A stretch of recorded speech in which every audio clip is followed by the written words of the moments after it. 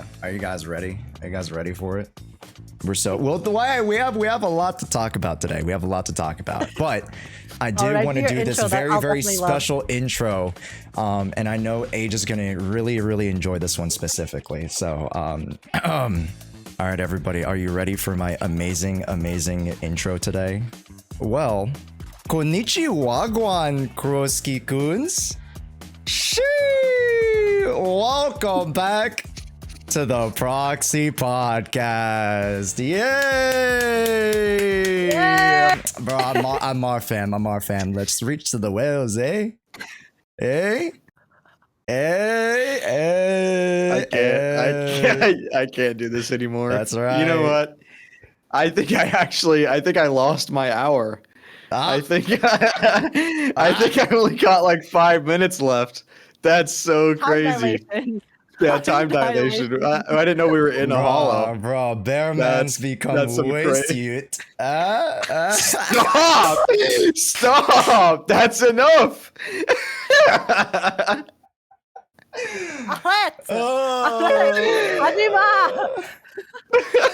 Welcome to the Proxy Podcast, everybody. That's been on my TikTok for the past weekend. I'm genuinely curious. How many times did you practice run that with your chat? I like 2 or 3. 2 or 3? Hey, Jshoea paid chatter. I need the real answer. By the way, they weren't there. I will say they weren't there when they weren't paid yet. They weren't paid yet. No. That's so funny. Yeah. Anyways, welcome to the Proxy Podcast, folks. This is going to be a slightly short and condensed one. We just want to keep it short and sweet this time, I guess. Yeah. No reason. But in this time, we're going to try to make the most out of it. First topic right off the bat. Let's jump into the skinny, guys. As of this recording, we had just gotten so much news about ZENLESS Zone Zero. So much freaking news from the dev talks, potential beta information if you guys do your own due diligence. Maybe. Some speculations, whispers in there may be some information that's been flooding my some dreams some miasma induced hallucinations. That's right. You could say. Mm-hmm. That's right. So I wanted to really start off with kind of our impressions about some of the new stuff that is coming to ZZZ, because that's a little bit more kind of like current news a little bit. We do have to talk about version 2.3 because as of the last Proxy Podcast, which was actually the live Proxy Podcast that we did over at TwitchCon, we had not all finished, including myself. We had not all finished the 2.3 story and majority of the 2.3 content. As far as current events are involved, anything pique your guys' interest? Yeah, holy moly co-op. I think that's like one of the there's 2 big things that they said in that thing.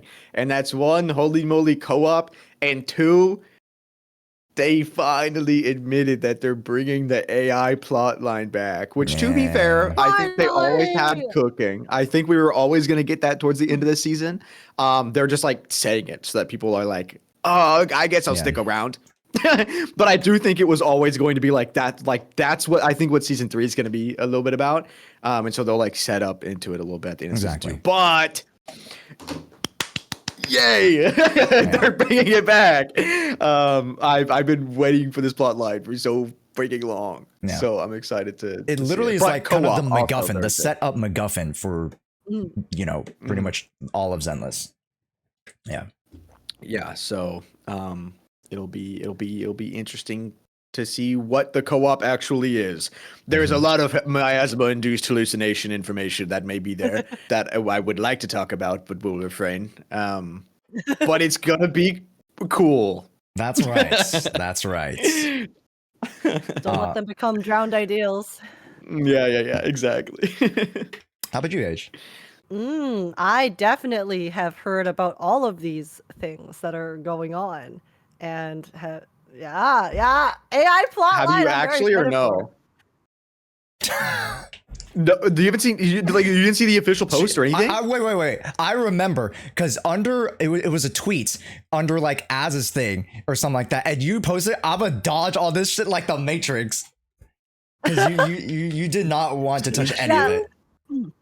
Well, no, because as was talking about how there were a lot of leaks, or sorry, miasma-induced hallucinations on his Yeah. timeline. I was like, okay, I'm gonna try to avoid all of the miasma-induced hallucinations. And the dev talk just came out recently, right? Like super recently. Literally just Well, last night.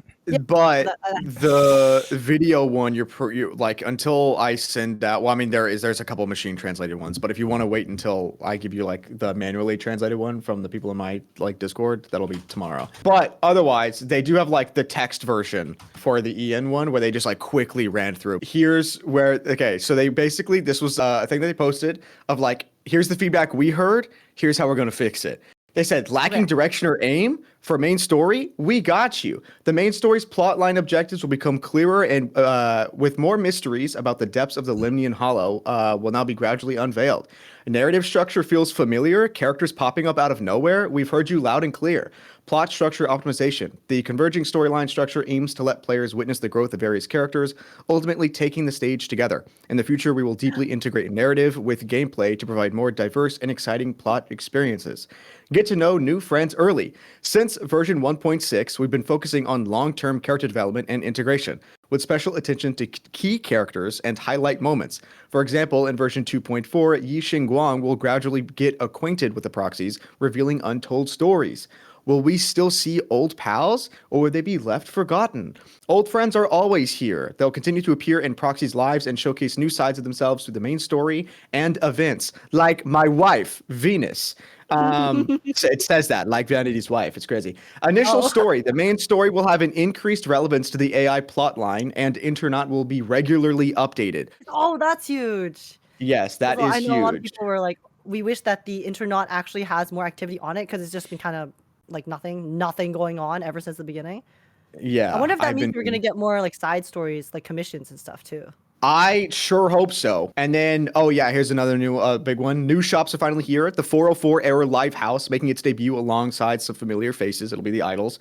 In front of the 6th Street Metro Station. The Antique Shop in Philium Heights will be featured in due time, and we'll be able to go inside of the Hot Pot restaurant, which they said that will officially open before the end of Season 2. Version 2.5 brings more updates to sandbox exploration. A new way of getting around the map that's somehow related to Yeshunguang's abilities. Something about like flying or something. Map and gameplay integration will attempt to better integrate certain monster skills with the stages and environments to enrich your gaming experience. Perception techniques will have more applications. Main story progression seamlessly integrates with map exploration, letting you collect rewards while completing missions. They're adding new like little gameplay features. Hollow Zero is going to be like revamped or something with like better immersion and progression loops. And then co-op is back. In multiplayer mode, players can in a team can now jointly unleash the iconic chain attacks together, and they'll just be having like an entire multiplayer system. This is also huge. This one is massive. Like actually, like the co-op is huge, but this one is even bigger. Missing your favorite characters? Threshold simulation is the solution. They're adding an entire new like buff system that allows you to power up standard characters. So like standard units are just like back in the game. Get ready for that. And then it says new players, they're getting onboarding new players better. Veteran players, they're now going to be a one-click AFK feature for the temple. Thank God. Because I do not want to do that. Fair. And there is going to be an ether battery quick sweep, which means I think we won't have to actually play the HIA stages anymore, maybe. I think we can just like immediately like just use our battery to get the rewards. And then drive disk substat selection. Yep. Substats. We can choose substats. So you know how in HSR Like you can all choose the time? Not all the time. No, But like it's probably gonna be the HSR way. Where like you know how we have the way of like we use the material to choose a main stat. Now we'll probably have another one that lets you choose like the substat. Yeah. I mean, I hope the materials are easier to obtain than Star Rail though, because the Star Rail material is very, very expensive and very hard to get Also, for the value it offers. They do also say in combat damage compilation will all be available. So I don't really know what that means, but what I'm assuming that means is that they're updating the training, like the training thing. I think they're like updating it to have more I features. thought it meant. Oh, from what it sounds like they're just adding like a damage chart to the battles. No, so like when you are in combat and then you're using different characters to fight, kind of like like World of Warcraft damage charts. Oh, things maybe. like that. Yeah, that might be it too. Yeah. So that's what I have it no sounds idea like. what that means. So, but yeah, that's what they said publicly. Yes. Okay. Yeah. One of the big things for me definitely is the stop stat rerolling, or step stat choosing, however they want to kind of adjust for that. Really, really big, especially for, especially since I cover more meta, more build, more guides oriented stuff. That allows a lot of you guys to, get a little bit more optimized with your builds, just because Zenless can be pretty brutal, even though we are considered one of the best games to build in, arguably out of the Hoyo games. There are still a lot of pain points, and that'll kind of ease a lot of you guys' issues when it comes to, I guess, optimizing or reaching a better potential for your characters. And I mean, before I talk about the whispers in the wind, the miasma induced dreams, Yeshunguang, I've definitely mentioned her before, and once or twice maybe. Yeah, once or twice in passing. Yeah. You guys have your favorite characters, and this I can very, very much first say that she will be my new muse, my new main. Yeah. I've never really had, or how should I say this? I was never really necessarily that fixated into a lot of the characters. Of course, I really, really loved characters. Jshoea when she came out. Trigger, Yishen. Evelyn, there's no theme connecting them at all. But with Yeshunguang, I really do think, as far as like how they've kind of set up her potential story, I have a lot of of my own ghost writing attempts to kind of surmise how her story is going to go, just because I'm very excited about her story wise, lore wise, and then of course we saw the little tidbit of her in action. From the billibilli segment. Yeah. Play it right now. A clip. 考虑到我刚刚说那一点，才会做出来呈现给大家的。对，所以我们后面在就是对于推动主线的。Yeah, I know you just saw her for the first time, but we did see like an animation. For the main story. Yeah, there's a little bit more overworld animation, let's just say, for her. Nothing too spoiler crazy heavy, so whatever you've seen is pretty much like the majority. Actually, it was pretty spoilery. Low key it was. There's a lot of things where you can yeah, I will agree. I am actually genuinely curious though. What is it about her that you are so infatuated with? Like, why her? Damn, I think her model looks great. Her model looks so much better than I absolutely expected. Her model adorable. does look incredible. I love how floofy she is. She's so floofy. She is very floofy. She winked at me at the clip. No, she winked at me, you goofy. Her personality is also really cute. For my snippet that I've seen is just from the story so far, but her model looks a lot better than I expected.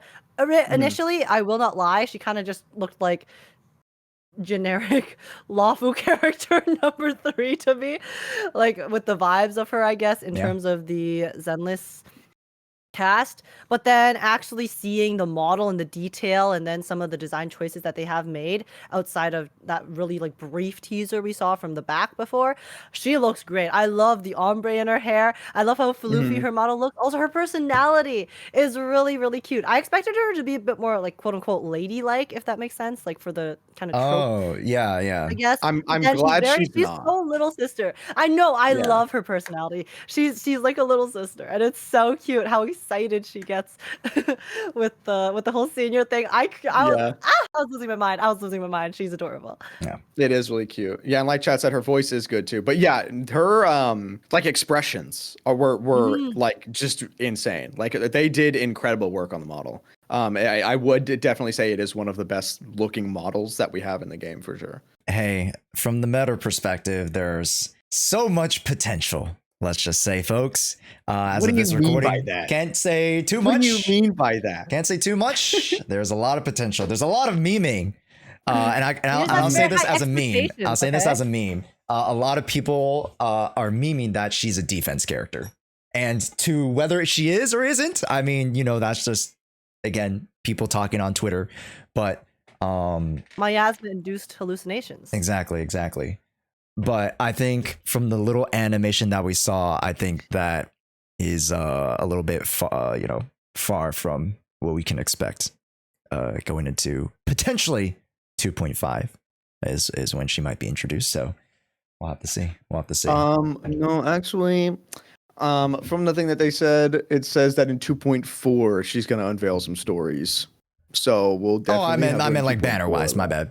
But like yes. Oh, yes. my bad. Oh, sorry, my bad. No. I skipped the Josh story on that one. I did that. Oh my, actually.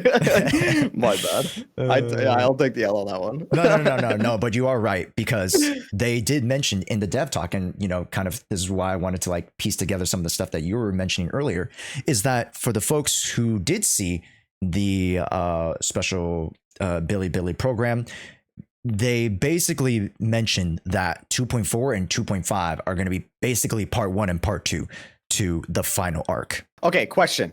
Did they say the word epilogue, or did they just say that was the end of season 2? They did not say. I don't think they said epilogue. And funny enough, I actually had Mama Josh. I sent a cute little you did see a cute little video in our group chat of me sitting down with Mama Josh and going through some of the translations since they weren't translated directly that evening. But I don't think there was any mention of an epilogue per se. So from my interpretation, again, this is my own interpretation of the story. If I'm the ghostwriter, who knows?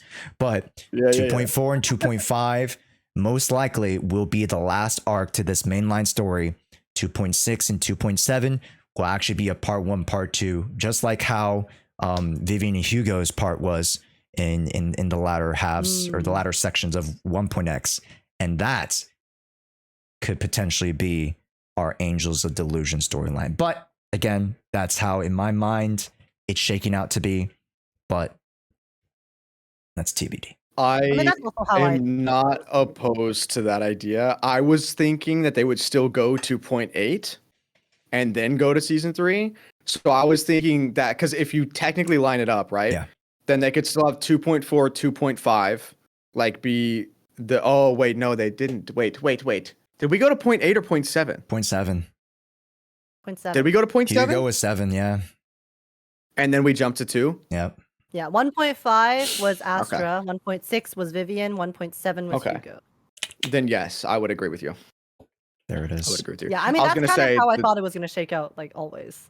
It's after we finish the 2.x storyline, then you have some sort of interlude, kind of like the Vivian Hugo story. That's the idols, Angels of Delusion, amongst maybe like other characters that they might pop up before we go into season 3. Yeah. And that's only solidified because, hey, the Angels of Delusion are VTuber idols. Oh, they're on the internet. Oh, I guess we're jumping back onto the dark webs, with the 3.0 story. So it's all kind of coming together, I think. The AI storyline. I think. Oh my God, so big brain. One of the idols is the AI. Oh my God, big brain. Or maybe they were like formed. That's not real. It's not real. No. Maybe they were like formed, and then there is some.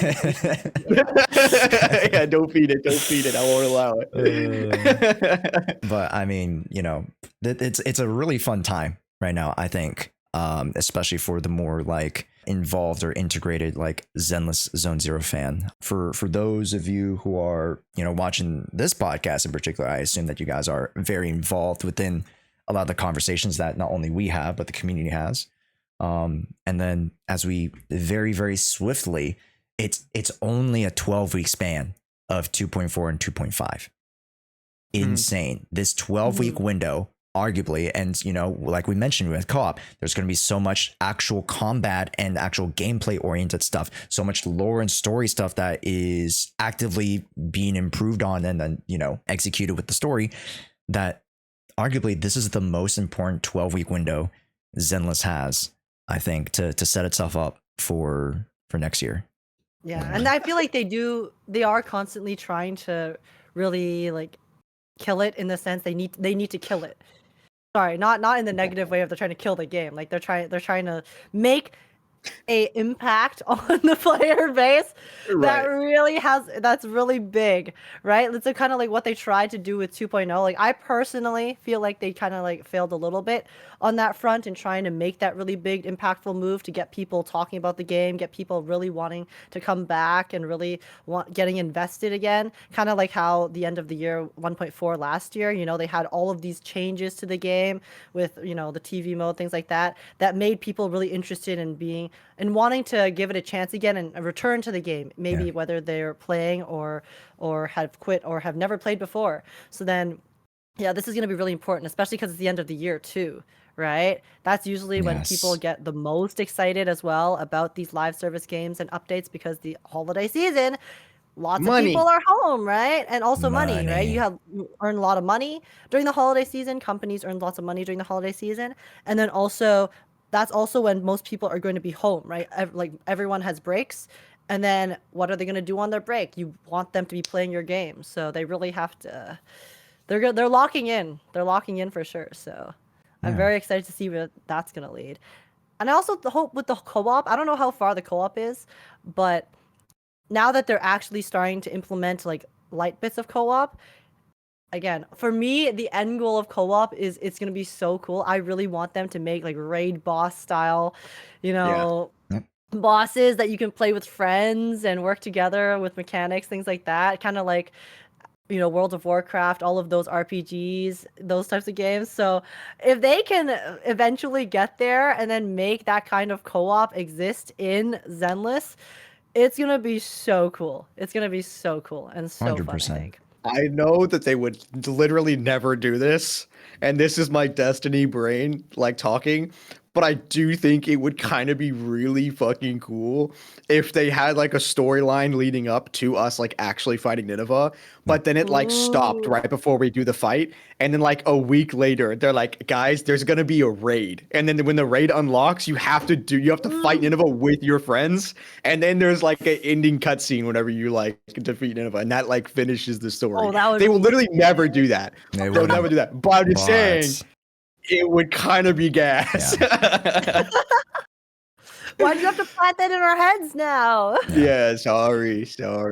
Yeah, I think this is going to become a hard round. What ZENLESS has been very successful with, and I think and this kind of goes to even like the Lemon Hollow and to some degree, not to the degree of like how hype that would be, right? But like them integrating a lot of story within their like gameplay mechanical like experience of the game has honestly been really, really solid. And ZENLESS doesn't get enough credit, because again, there's a lot of people talking about the game in a more negative light, but ZENLESS, it doesn't get enough credit of how it integrates a lot of its like explorative mechanics, and they even mention it with the story, like they're trying to implement a little bit more like real time like activities within the story, whether it be QTEs, whether it be getting different looks at the game via like different camera angles and crawling through vents and stuff, and it seems like they're only going to look to improve on those things, double down on a lot of things that have been successful, which is a really, really great sign,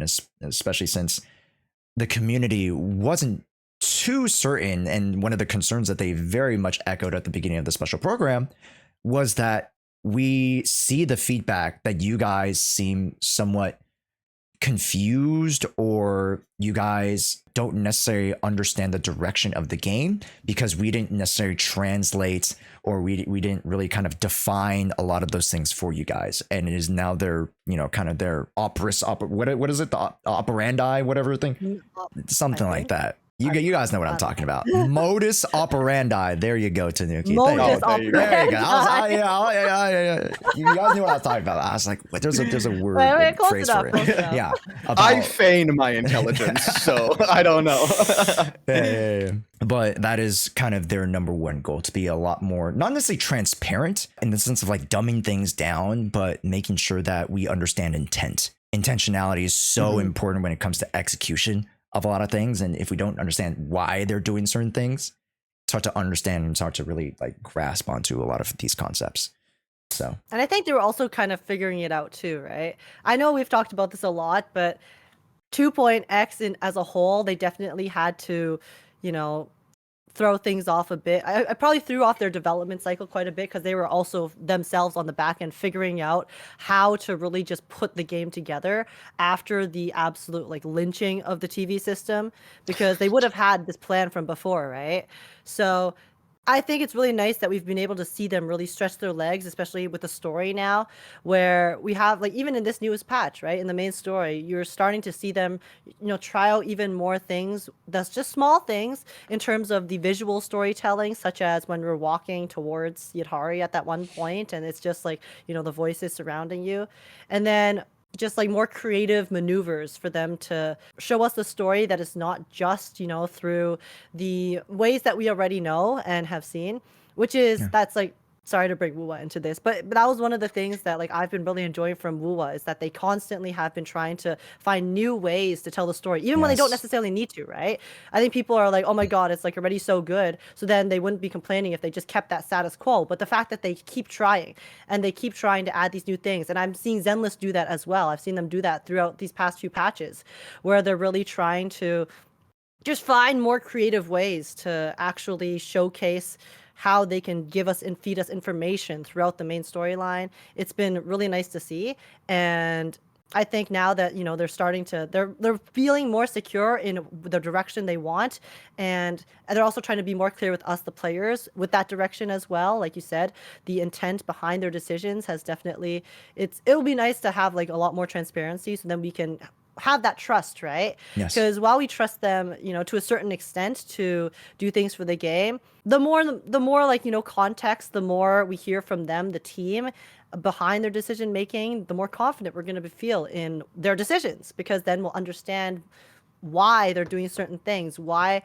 maybe this patch is not as crazy as this previous one, because don't worry, it's because we're like working on these things that we need to figure out and finish up before we can really like push it for you, like stuff like that. So that's why I think the end of the year is going to be really huge, especially these last few patches we have before 2026. And then especially even with the idle patches as well, like the Angels of Delusion, I think they're also cooking up a storm for them as well, with regards to whether it's making like music or doing like how far they're going to go with the whole VTuber slash idol personas / marketing. I'm like super excited for that on that front, because I love music and I love idols and stuff. So I'm very expecting curious the too. craziest music video. Yeah. Like they are gonna have the coolest EP visuals like ever. Yeah. Either that or they're literally gonna be like, guys, it's a concert. And then they're gonna host like a live concert. That would be Which so would, cool. Okay, I don't know if they would ever be able to do this, but it would be sick if they did like a. I don't know how they would do it in ZENLESS. I'm thinking of like the stupid live, like Fortnite live event. With like everyone joins in. It's like a crazy jumps in. thing. Oh So like if everyone could like go to 404 and then like watch a concert at 404.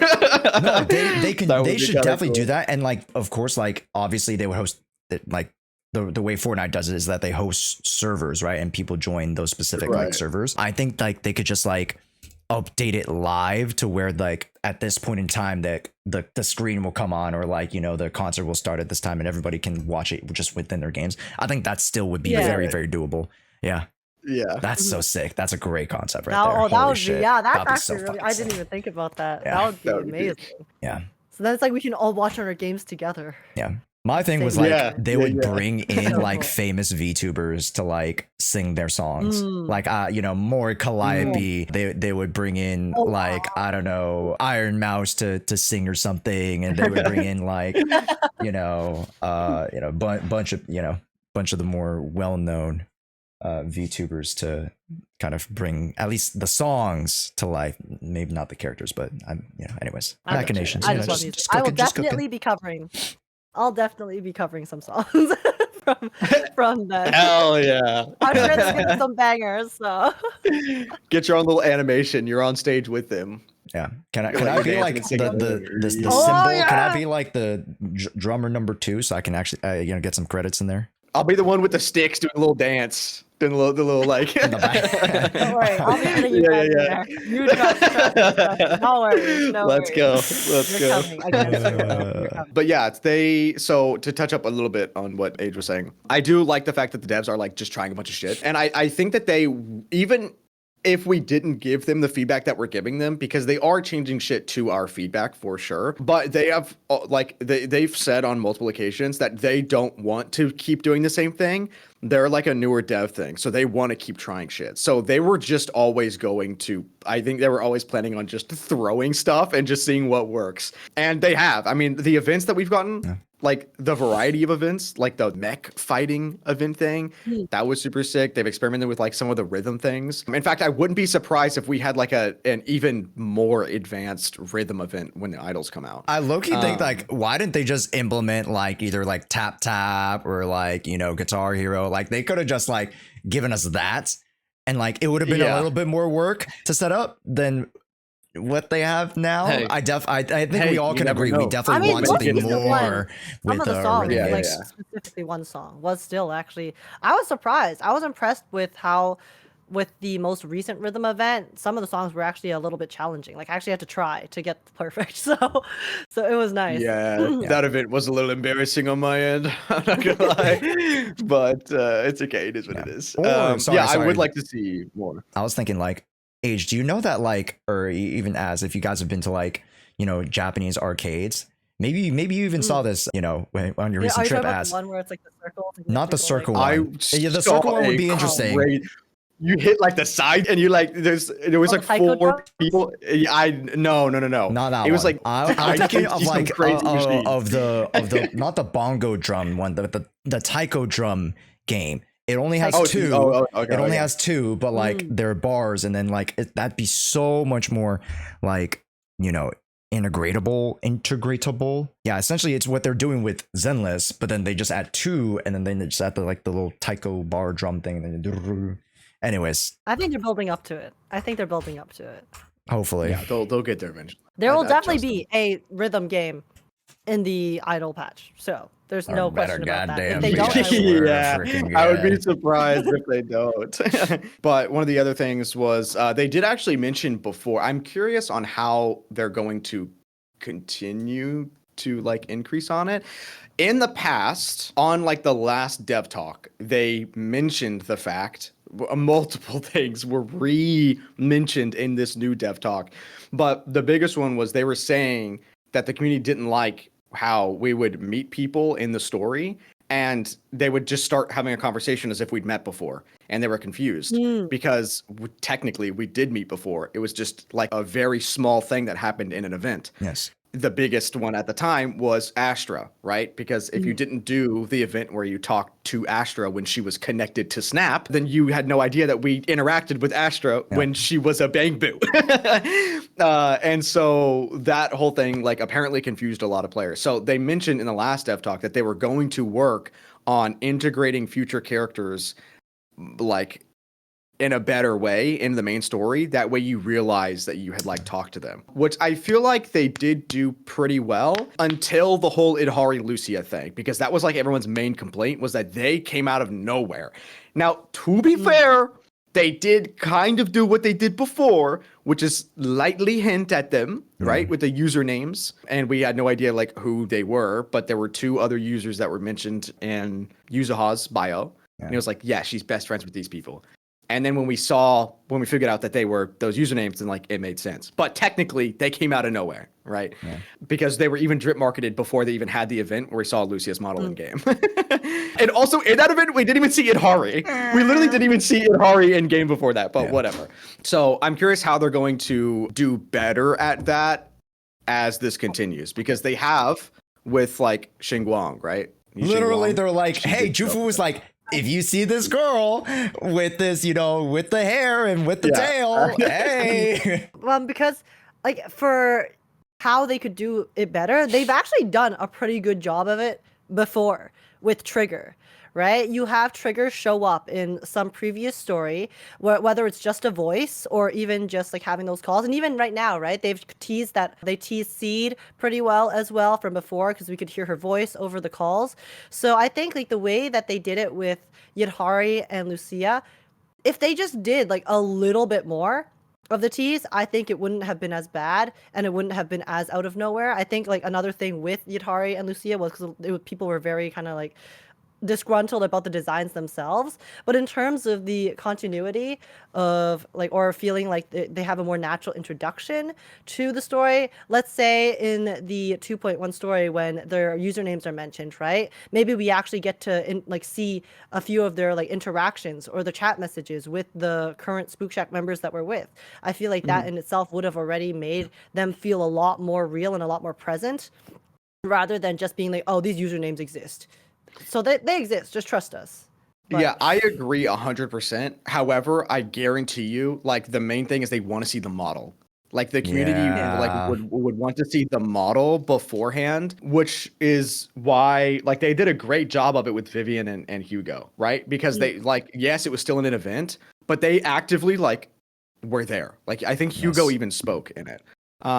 So he did. Yeah. It was like it was good, and they teased Vivian's personality, right? Like if you went up and talked to her before you had the event, then she was like, "Oh, I love Faithin," and then you beat Robin in the dance off, and then Vivian's like, "I hate you," like I actually hate you, which showed that she's obsessed with Faithin, but she doesn't know that we're Faithin. And so then we ended up seeing that like trope in the story, which was sick. But I think, because they mentioned that though, I mean, like they said, 404 is going to open soon. So I'm sure that they're going to have a little like epilogue thing in whatever, like at the end of 2.5 or 2.4 or whatever, where we get to see the idols, similar to what they do with Astra. How after that crazy ass shit that happened in 1.4, like literally just the craziest thing that ever happened in the game. And then they're like, oh yeah, you get to hang out with Astra on her birthday. And he's like, oh, okay, cool. Loki was seemingly the most like random thing, but it really did set us up well, I think. And again, that goes like to one of like the big things that we've been talking about, intentionality, right? Like intentionally putting that in one of the biggest events that has happened in, you know, the 1.x patches, right?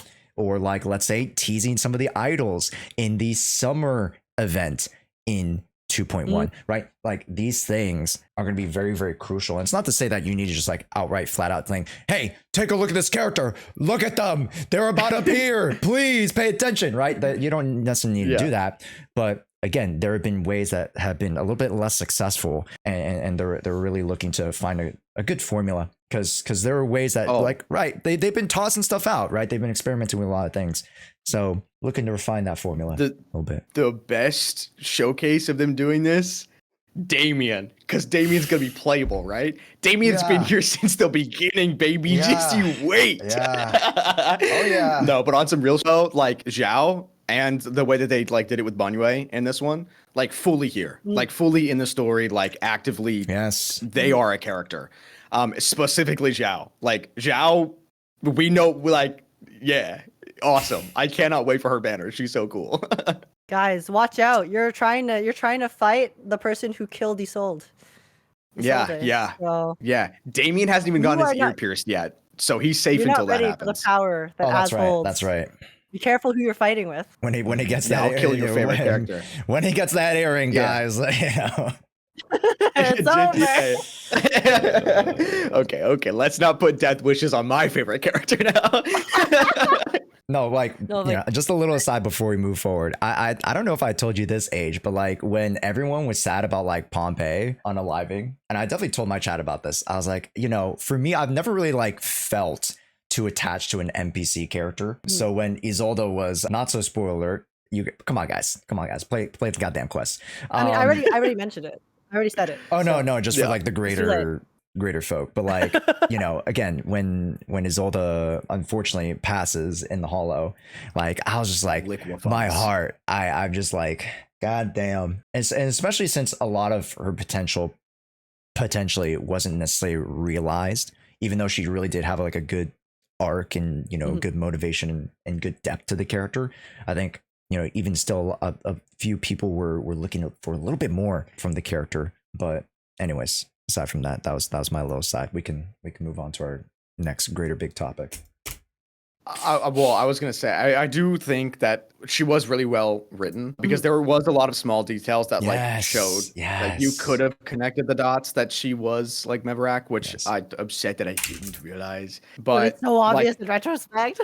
Well, because going back, right, when Isolde's the one who saved us from whenever we were stuck in the water, like when we went through the like water chute thing, because she just knew that the water like leads to there. That's where the Exaltus like base was, right? And she just like knew that that's like where it went, and so she knew where to find us. But whatever. Yeah, small little details. She's just a sailor. She's just a very confident sailor. Yeah.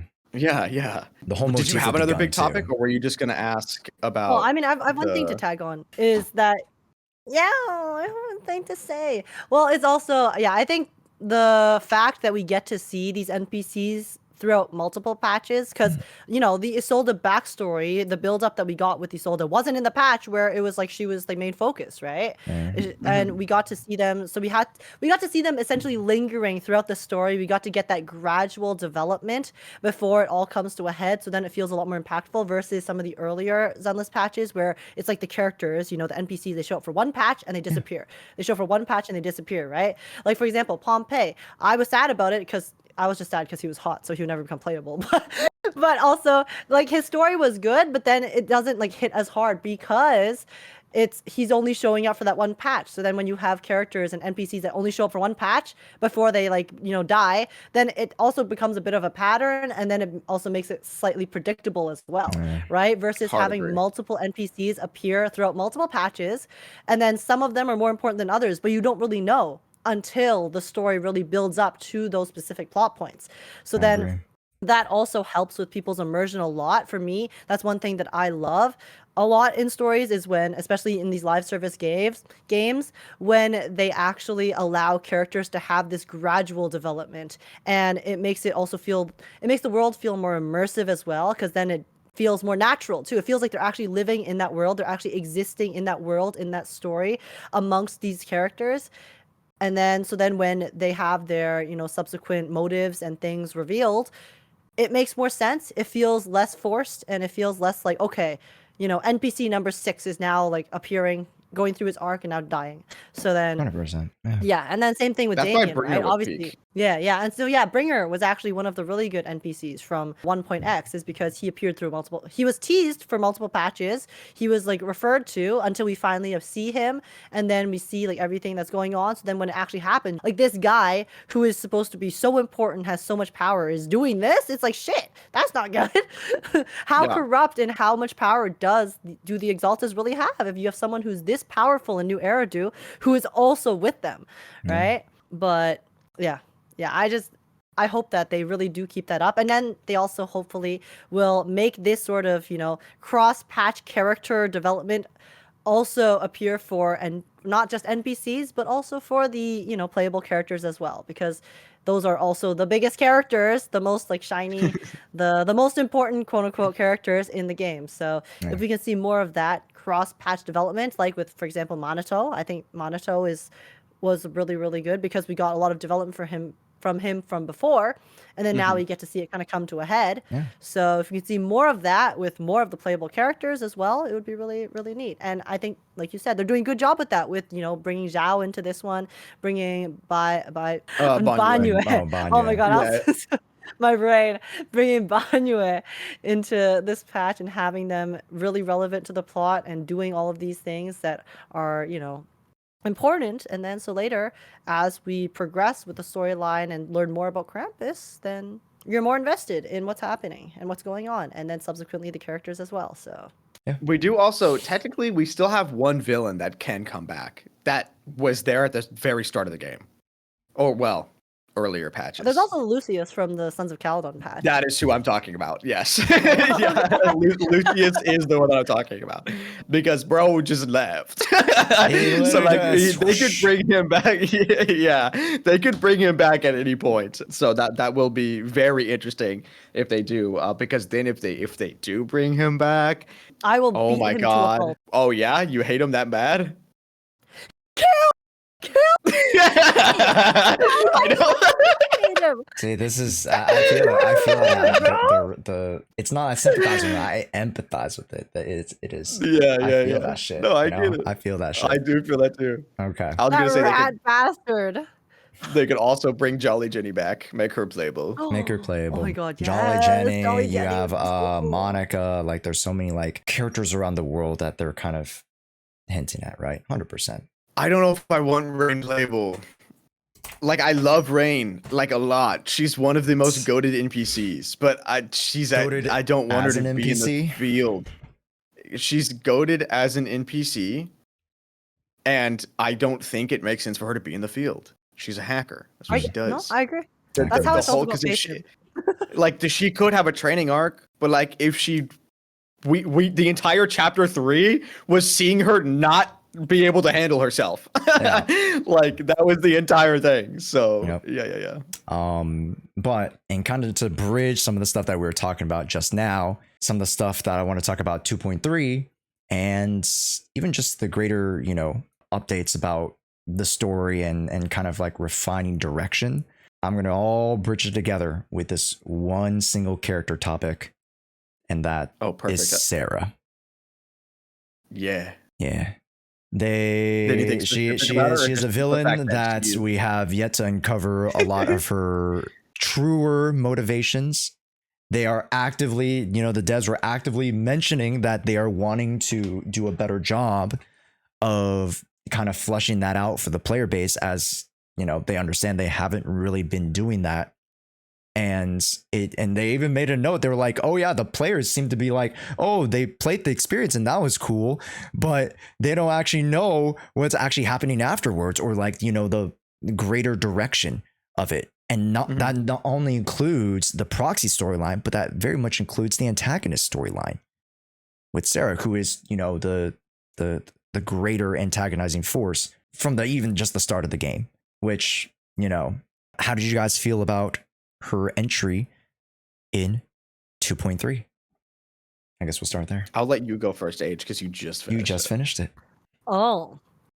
Well, I wanted to say something about 2.2 first at the very end, right? It's Sure. like we see Sarah actually get the power of she Yes. gets the mark and get the power for the first time. Yes. So I actually thought that was really interesting, because I think usually when you have villains who are this mysterious and, assumedly powerful, obviously she's very powerful in the sense that she is able to manipulate people and has this position, right? But then actually getting to see her get now like the physical power in real time, because she didn't have it before. So even Sarah herself is trying to just get the kind of like acknowledgement or be seen by the creator, right?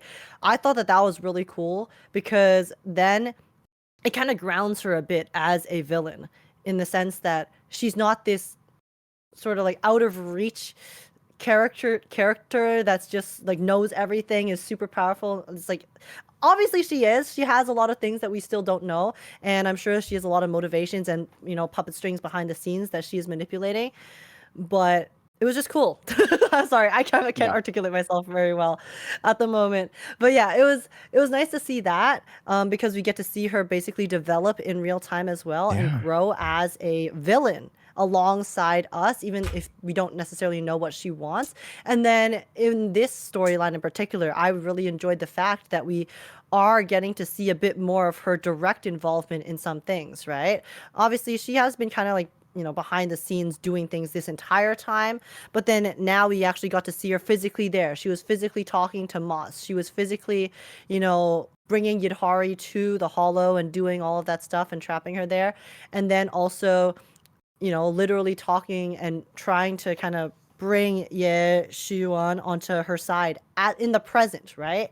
Like we are literally watching this happen within the span of a few weeks. So I think it really like brings her to the forefront and then opens up a lot of doors for us to see what she wants, what the Exaltists want, her kind of role within the Exaltists, and then subsequently the power level of this like so-called creator, and then and showcase all of this information to us in a way that doesn't just make her into a bit of a caricature of a supervillain.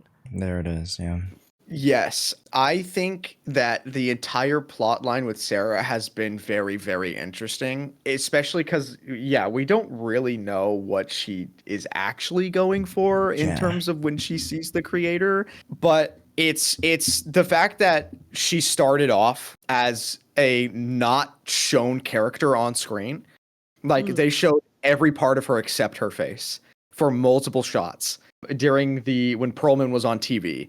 And she was just standing next to Perlman, and she just seemed like a normal NPC until you saw her come back at the end of chapter 1 when she was like, "Oh, yeah," she shoots Perlman right with the trank dart. It's like, oh, okay. And then all the civilians come out, and she's like, "Yeah, blast them." And it's like, oh, okay. She means business. Like she's like, this is real. and like getting to the point where like now she's going to be the reason where we like seemingly see the creator, because they're going to the like domain, right? Like that's the whole point, is that door or whatever leads to the creator's domain, and she gets to see the creator. Which, by the way, I think is going to be so interesting. I rewatched a little bit of the start of the story, and you know how we were literally just talking about the fact that they were going to bring the AI back? Sure. During the contract, when we signed for Fairy, she mentioned that she can take full control of us and that we will allow it to happen. Like we can't say no. Like that we will allow her to just fully take control of us whenever it needs to, like to protect us and the person that she's like with. And then she's like, whenever she keeps saying, no, I don't think it's that. I think that's just like our power of the eye implant. But I think with the opportunity that we're waiting for, I think once we get to the point where we follow Sarah, if we do see the creator ourselves, I think Fairy's going to just straight up take over our body. Like whenever we're like with the creator, I think that would be so cool, because one, it would bring Fairy back in like one of the most important moments ever. And then it's like, oh, freak. Like Fairy's going to do down something. the line. You think they're going to just leave Fairy kind of in the background? Down the line? No, that's in 2 patches. You think we're seeing the creator in 2 patches? If we're going through the final domain where she's like, maybe not the creator in full, but like if this is the final domain where she gets to go meet the creator, and then we're waiting on the fissure for next patch, then either next patch we're going to see a little bit, or at like the big epilogue of this season is going to be seeing like, even if it's like a fissure right in the sky and we see like a small snippet of what the creator looks like, I think we will see something. Like surely, because they can't be mentioning the creator this much and like, oh, the final threshold, the final domain, and then not see anything. I think that would be the biggest blue ball ever. Black screen, white text. The creator is here, and that's it. You look up in the sky and see, and then it's glitched out. Yeah. Which if we don't, it's fine. I just think like, I don't know. It'd be a waste to lead up all the way here and keep saying that like this is the final domain, and then we don't. You know what I mean? I think it's gonna be like we get to peer into like the final domain because she found the shortcut to it. Kind of like, or not necessarily like how in Demon Slayer they like you get to see Muzan or like blah blah blah blah. Yeah, no, essentially to what you guys were saying, like we get to peer, or like we get to potentially be in the presence of potentially the creator, but we don't actually get to reach them. And in my eyes, I feel like we actually lose in the sense of like we don't defeat or whatever Sarah, and then Sarah actually meets with the creator, does like whatever. ascends to some other form. Yeah, and then zips out, and then we have to deal with it Zips somehow. out. You know what I mean? He Like, pulls it into the that's the most sky. realistic Yeah. like thing. We'll deal with it next time because we don't know how to deal with it now. Type of Next thing. time on yeah. Dragon Ball Z. Yeah, there's no way we Yeah, end so I Sarah's am storyline curious then. IMO. That's what I was about to ask. Do you think this is the end of Sarah's storyline, or do you think she's going to no. continue? Because there's two on to ways. season Two ways 3? you can hash it out, right? No. Sarah gets set up for a larger entity, and then that entity has its own like little underlings or blah blah blah blah blah. A la the creator, right? Sets up the creator, and Sarah's just a stepping stool to, you know, I guess the power scaling of the greater antagonist. But I don't think that's how they're gonna set it up. Unless that is, then I don't know. It's not necessarily shallow writing, but I think there are better ways to. I don't Write that out. think we're done with her. I think this is the start of Sarah's plot line. Because up until now, she has literally just been a kind of like background, behind the scenes, like villain, where she's Yeah. just like, oh, she's manipulating everyone. This is, like I said, this is the first time we're getting to see her actually directly involve herself in these things in front of our eyes as like Right. a viewer. So then I think this is, and she also literally just, achieved that mark to be able to have that power to possibly commune with the creator. If they cut off her plot line here, I will be so disappointed. I'll be like, this is actually dog shit writing. If that happens, like, I'm not even kidding, because that is so bad. That'll be so bad. The moment you start introducing her character as an actual character and not just as this plot device in the background, and then her storyline's done, like, what are we even doing here? That would be terrible. No, I think this is just the beginning of her storyline. They're just setting up who she's eventually going to become in the later seasons, and us leading towards this. I think what you said just now about us being able to maybe catch a glimpse of actual, like, not necessarily contact with the creator, but just a glimpse of the creator itself at the end of this season is going to be, I think that's what the season is building up towards. And then they're also just building Sarah to become someone greater than who she currently is, right? Right now, Yeah. she is literally just a person who is also, trying to touch, or not touch the creator, but, see the creator, right? She is an exaltist. She just wants to see, she is trying to achieve that otherworldly either knowledge or power, whatever her motives are. She's just trying to get to the creator right now, right? So I think she's gonna maybe have like that like moment of some sort of brief like interaction or brief connection with the creator, and then that is subsequently gonna push her down a even more like crazy or drastic path that's gonna lead us into season 3 and onwards. So She's at least on that's that my Vinster personal King desire timing, you know from what I'm the saying? story. Anybody play Genshin? I- Any Genshiners out there? Yeah. Vinster I King. do not play Genshin. I do not play Genshin, unfortunately. The chat will know. Chat will know. She's on that Vinster King, Ansem. Yeah, I think Ansem timing. Like, yeah. Yeah, for sure. Yeah, I would have to agree. I think it would be a little if they just like the two-part epilogue Sarah. And then that was it. It would be way too premature an end to her story. Yeah. Before we kind of wrap it up, because we are at the tail end of this podcast, we'll call this podcast part 1. You know, part 1 of this half of the podcast. As we wrap it up here, happy birthday, Nicole! Everybody's been clamoring about it. Happy birthday, Nicole! Yes, Let's take a look at the saw art the here. art. It's really Let's take a look cute. at the art here. It's How really cute is it? cute. She's with the kids. Is it the Yeah, kids from her go take a look. orphanage? It might be from an orphanage. It's not the orphanage, but she's with kids. Oh, that's so Oh, cute. I love the little chibis of Anby and Nekomata in the corner, and Billy as well. Yeah, part 2 with Nora will be talking about the actual like story of 2.4, I suppose. Yeah. Or sorry, 2.3, 2.3, 2.3. 2.3, and then we'll talk about officially by this time of this recording, the 2.4 special program would have been out, so we would be able to officially talk a little bit more about, Krampus, the newer story line, etc., etc. So Sick. And also about maybe guesses for the new characters as well, or like not. guesses for like where the new characters are going, like the Krampus members, not like. Yeah. Oh yeah. Sorry. No, I get what you mean. Okay.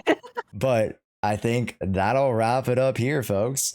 Well, you know, as they say, I'm pretty marved, fam. Let's hit the wells now. Thanks I'm very gonna much go ahead and head out. for Talk catching to you the later. Proxy Podcast. All right. Bye. Bye. Follow us. Why don't you follow? Yeah, Follow and follow subscribe. us. Subscribe. Yeah. Yeshua, Azrael Vanity, Subscribble. HKK. Boom. Yeah. Socials. And Jshoea. That's I me. said that. Oh, did you? Oh, I did not hear that. I was like, you're just gonna leave Josh out? Bye now. Bye. John Hoyo. Bye.